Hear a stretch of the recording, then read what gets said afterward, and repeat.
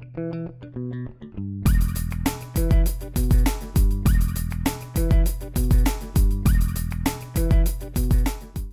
I'm Rich Sands with Black Duck Software. I'm the product manager for Ohloh.net, and this is Dan Allen from Red Hat, and we're going to talk a little about how he uses Ohloh for managing his project.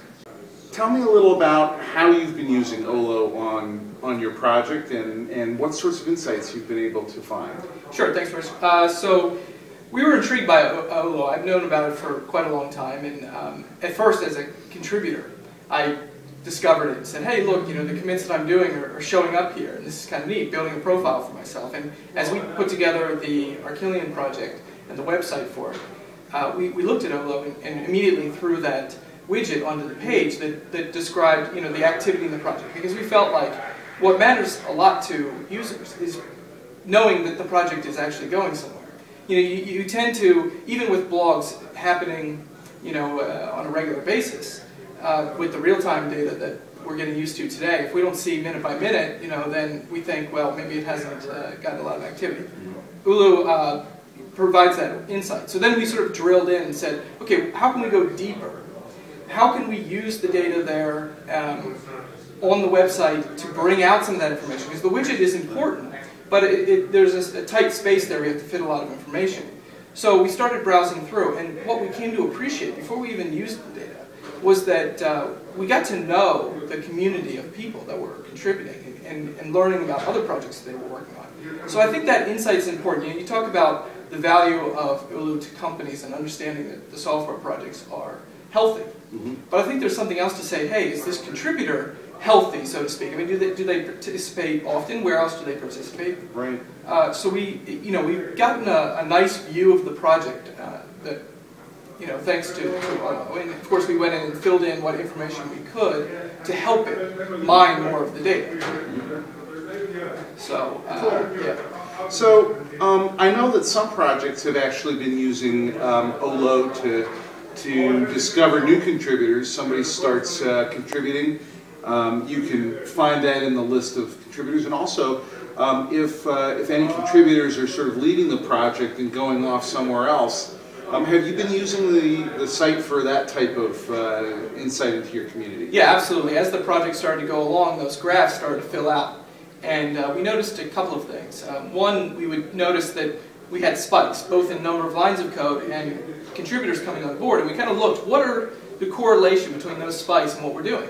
Because that helps us understand, as the message we're putting out there is resonating. For instance, we go to a conference. Does that result in more contributors? Because you meet people at conferences and you tell them about your project and you encourage them to get involved. Was that time worth it? And I've always said that the hallway track is the most important one in the conference. This, it gives sort of metrics to that. You can actually measure whether that you had an impact. And we also noticed that the core team itself was doing an amazing amount of development at conferences. We would come together, and I think it's, one, we're a distributed team, so they're together for, the first time in a while. But the other thing is that there's some sort of energy there, right? There's an urgency to get code written or features out there, and we saw a big spike.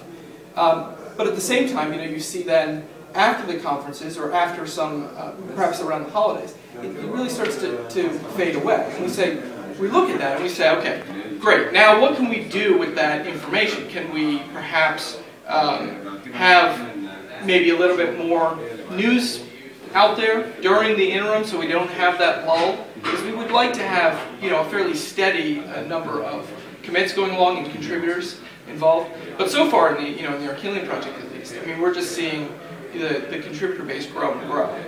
And we had talked yesterday about the idea of branching out Ohloh into other things than source commits. Right. Which is something that's very important to us as well, because obviously there's only so many developers you can have doing the same exact thing. Exactly. Right.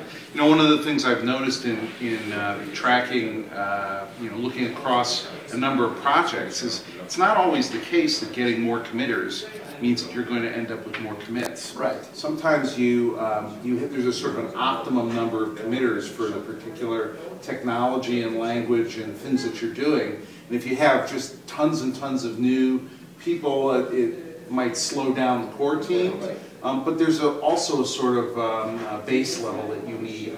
So it's interesting, if you look at some of the most successful projects, they actually have a fairly constant number of committers. Mm-hmm. The lines of code might be increasing continuously, and people are continuously adding new stuff, but the number of core committers on a lot of projects actually stays fairly constant. Then there's lots of other people who get involved in small ways, but those core people. Right, you have that long tail. Yeah. And what we try to do with that long tail is we've divided up the project and going that extension route, right, where it's an ecosystem. And the important thing there is having the people who are working primarily on that section of the code, empower them to become the leads of it. So it's interesting that, you know, on Ohloh you can kind of say, well, you know, who are the managers, who are the leads, but we're starting to see that actually it's more granular than that, and we want to make sure that those module leads have their own little project, and they have, you know, their own contributors, and we've been able to do that. We split up on our own page, split up the statistics by module, and then we list which contributors are contributing to that module as opposed to just the whole project in general. Mm-hmm. So one of the things we've done with the Ohloh REST APIs is that we use it to drive an analysis of our own code. So it's hard to know of all the projects out there, where they are, GitHub or whether they're somewhere else. You know, what is the list of the repositories that your project has? Ohloh gives us that information because it, you know, someone has defined it, and we maintain it there. But there's a scope, and then we walk through all those repositories, and then we scan them ourselves. So it's interesting to see how we try to sync up with the way that Ohloh is describing the project, the way that we're describing the project on our website. So it's interesting to see, you know, the data sort of having a common touch point. That's the Ohloh directory, essentially. Right.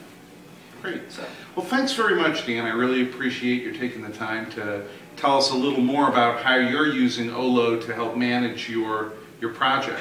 Absolutely. Thanks very much. Absolutely. Thanks a lot.